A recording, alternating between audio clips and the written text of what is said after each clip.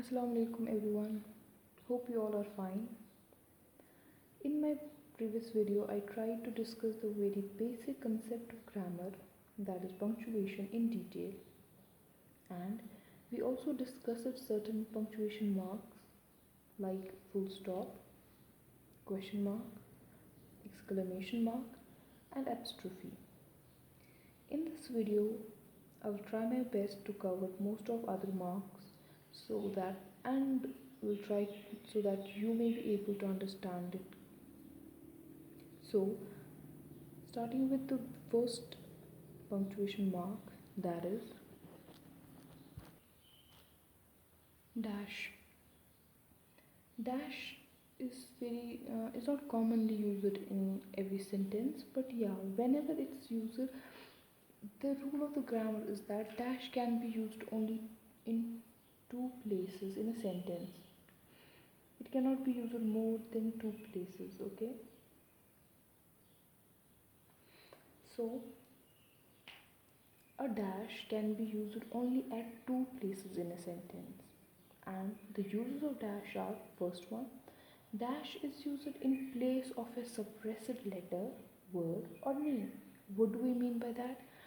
Whenever we have to speak some word that is not the part of sentence, whenever we use something other than the meaning of the sentence itself, we make use of it dash. For example, he is the son of Raj. No doubt the sentence is complete in itself, but we use a dash and then describe him as a rogue.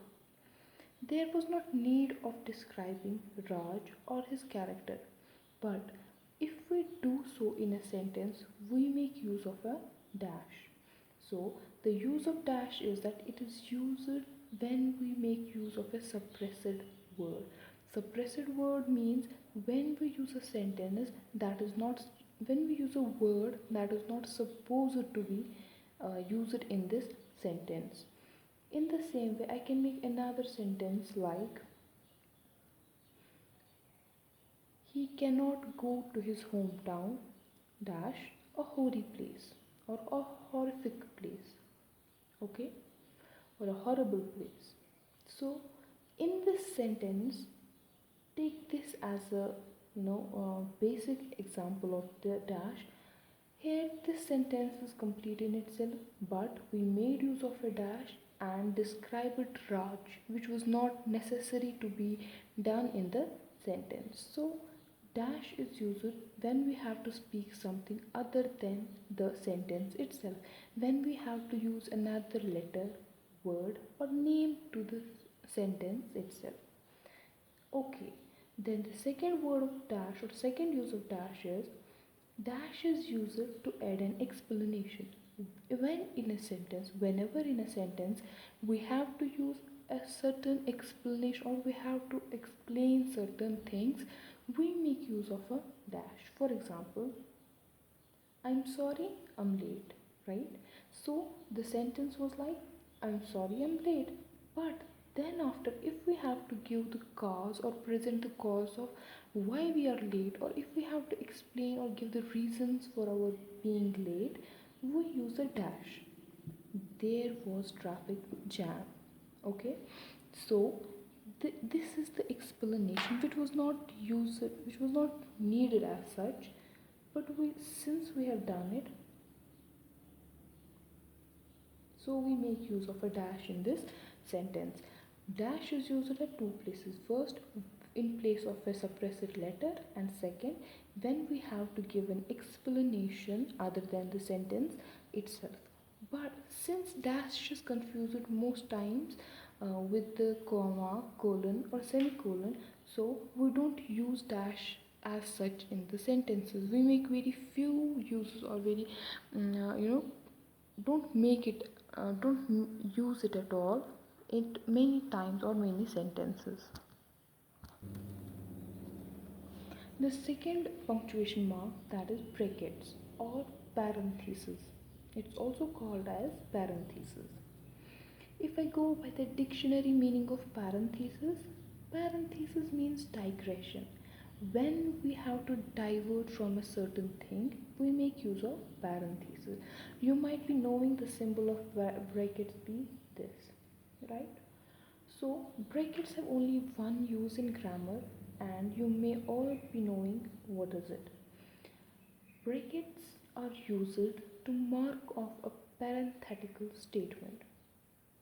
As I stated earlier, that this parenthesis means digression. What does this mean? Okay, so brackets are used at a place when in a sentence we use something which is not a part of a sentence, okay, which is extra in a sentence, or which does not need to be in a sentence. No doubt sometimes brackets are really important. Where or when it is important, the examples below are going to describe them. But this is what I'm trying to explain, that whenever we use brackets at those places when there is a digression in a sentence, or when a sentence diverts from its actual reason or purpose. Okay, for example, Prophet Muhammad sallallahu alaihi wasallam. In English, we use the statement "Peace be upon him." Okay, this is used in brackets. Okay, so here the brackets are important because we as Muslims, we are supposed and we are trusted to use Prophet Muhammad sallallahu alaihi wasallam. We are we're we have to use, we must in fact use sallallahu alaihi wasallam at the end of Prophet Muhammad sallallahu alaihi wasallam. So at those points, sallallahu alaihi wasallam or peace be upon him is not a part of sentence. So we make use of them in a bracket. For example, Prophet Muhammad, peace be upon him, taught us the ways of Islam. If this would have been without brackets, it won't make sense to anybody. So, in order to make this sentence meaningful, we keep these lines or these words in parentheses. In the same way, he won, it was all he wished, a big prize. Now, the thing, this line, this clause that I have kept in brackets is not part of a sentence. Do one thing, when you are watching this video, read this without brackets. Okay, try to read it without brackets. For example, he won, it was all he wished, a big prize. You will come to know that it does not make sense at all. So for it to make a sense, we need to keep them in parentheses, and it's only after we keep them in brackets that this sentence makes the sense, or it is comprehensible. Okay, he won a big prize. This is a sentence, and this sentence can do even without this bracket. So he won, it was all he wished, a big prize. Here, this is an extra statement or an extra statement, and we need to keep this in a bracket. So because here it is a parenthetical statement, as I have earlier discussed it, that parenthetical statement is something that diverts from the actual sentence. Here, because of this line, this has been a diversion or a digression from the actual statement, so we have kept it in brackets. So this was all about brackets. Coming to the third punctuation mark, that is inverted commas or quotation mark. It is also called as quotation mark. Inverted commas are used at two places. First, it is used to enclose a direct speech. For example, he said, I will do it. When we have to quote someone, or when we have to say what any other person talked or whatever any other person said, we use quotation marks or inverted commas at that place. Okay, or she said I'm good. Here I am using or I am reporting any other person's speech or any other person's statement. So I am going to keep this in inverted commas because this is a direct speech. But if I have to put somebody's statement in an indirect speech, I will not make use of these inverted commas. Okay. In the same way, it is used to emphasize or to stress a word.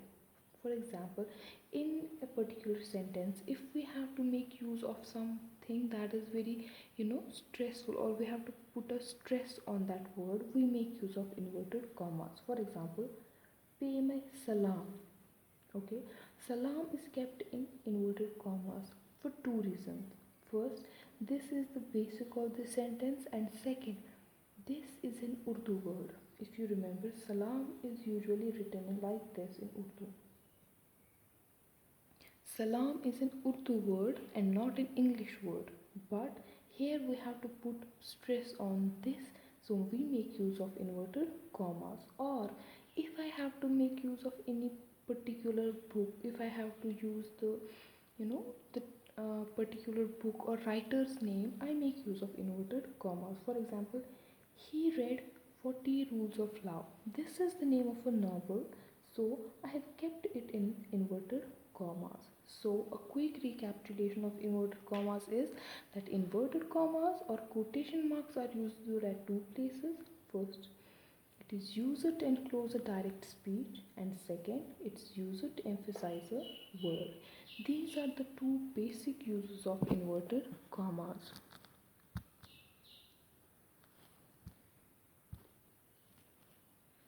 That's all for today's video, inshallah. Hope to see you soon if life permits, time permits. Allah Hafiz.